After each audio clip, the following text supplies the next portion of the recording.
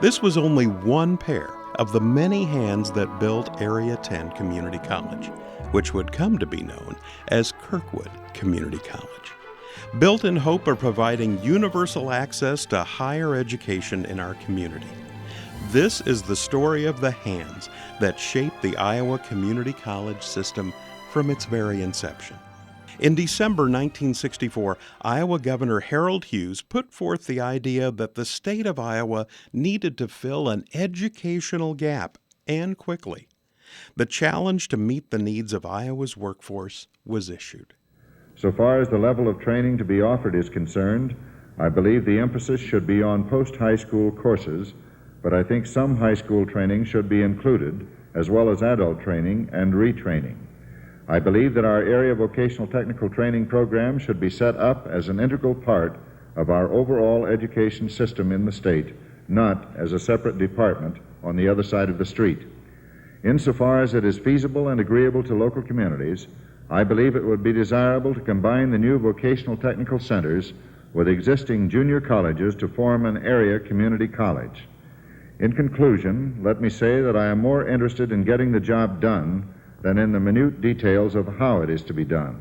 We need statewide vocational technical training in Iowa now in order to keep Iowa moving industrially and to keep faith with the large percentage of our young people who need, want, and are entitled to this type of training.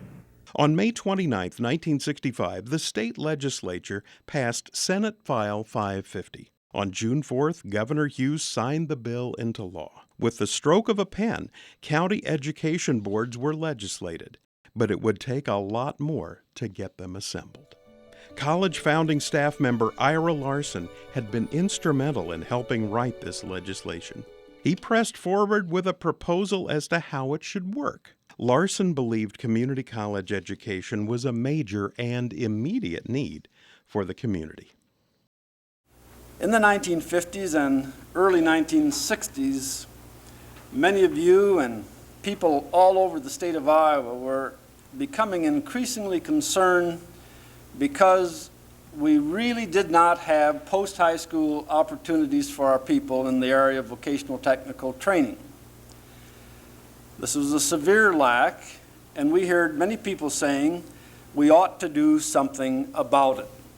With legislation in hand, Ira got right to work, assembling the team that was to take on this challenge. He worked tirelessly to make sure all the wheels were turning, to keep the development process always moving forward. He had been the backbone of this endeavor for many years. Now the driving force in forming the college, Larson would go on to play many roles throughout its history, eventually even serving as interim president when he was called upon. In 1966, a group with diverse backgrounds was elected to help guide the creation of the college. With the team in place, Ira Larson swore in the first Board of Trustees on May 16, 1966. Just a remark or two about that original board. They were made up of a farmer, a computer expert, a plumber, a man who has a car agency, a banker, a teacher administrator, a merchant, a lawyer, and a bricklayer. What a wide variety of people and skills, but let me say that it was just that which gave the spark to Kirkwood. It was this wide variety of skills and the peculiar chemistry which emerged from the meeting of these people that gave us our successful start, gave us our great philosophy. Though he had championed the process from the beginning, the bricklayer, Bud Jensen, was surprised to find himself nominated to be president of the board. He humbly accepted the position, assuming the new role with a clear sense of purpose. As the board began to assemble an administration, it was clear that a crucial piece of the puzzle was finding the right leader, a pioneer who could navigate this untamed frontier. Suffice it to say, we got a very strong president, just the guy we needed. He was a big fella, seemed to be gruff, but he had a heart of gold. And He wanted to know everything about everybody employed. He felt that everyone on the staff or faculty were part of his children, his family, and he wanted to know all about that family. That's kind of where the whole concept of Kirkwood family came. And we use that term a lot, even today, and I hope we always do. Planning continued in earnest. Brick by brick, all the elements that had been set as goals came together. The board routinely met weekly from 4 p.m. to midnight.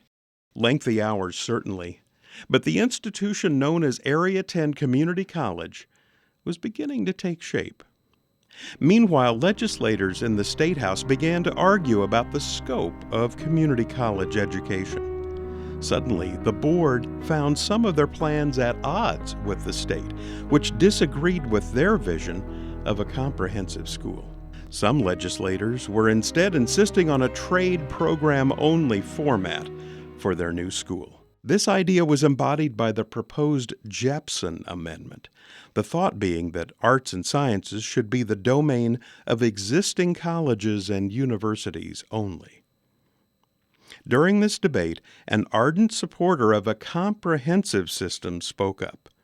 He advocated a plan that would combine rather than separate the academic pursuits and the trades. Kirkwood Board Chair Bud Jensen made an impassioned speech on the Iowa State House floor.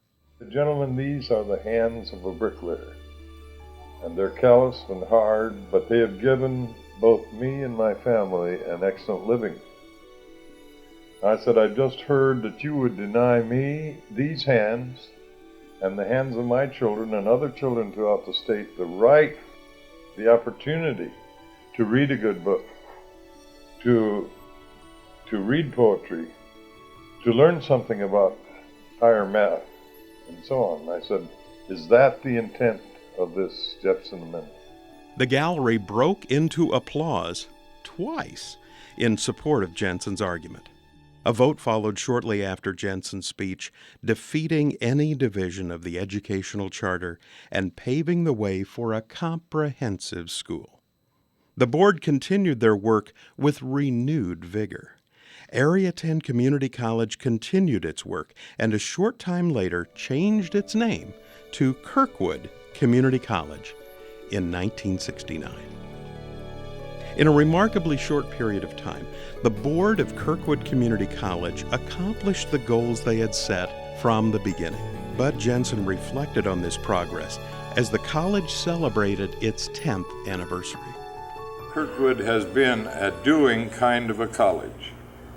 The board wanted a comprehensive school. We have that. The board wanted an open-door admissions policy, and we have had that. The board wanted the best possible faculty and staff, and we have had that. The board wanted full accreditation in all possible manner, and we have had that. The board wanted to operate the institution in a fiscally sound manner, and it was one of the onuses put upon our superintendent, always in the black, and this too has come to pass.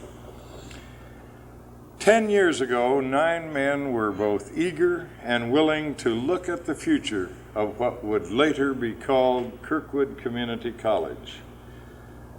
These people were truly educational pioneers, and furthermore, they acted like pioneers. That's important. They acted in concert, always for the ultimate good of the people for whom the college was founded, the student body, rather than for the institution itself.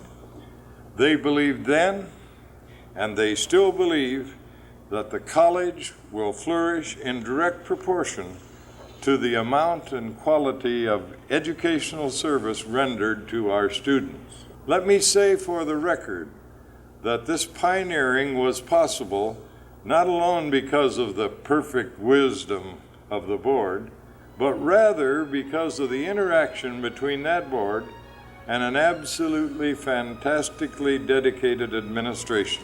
There is no question of the fact that Kirkwood has set the development pattern for the whole state of Iowa for this last 10 years. I believe that is fact. It is a marvelous history of people doing for people.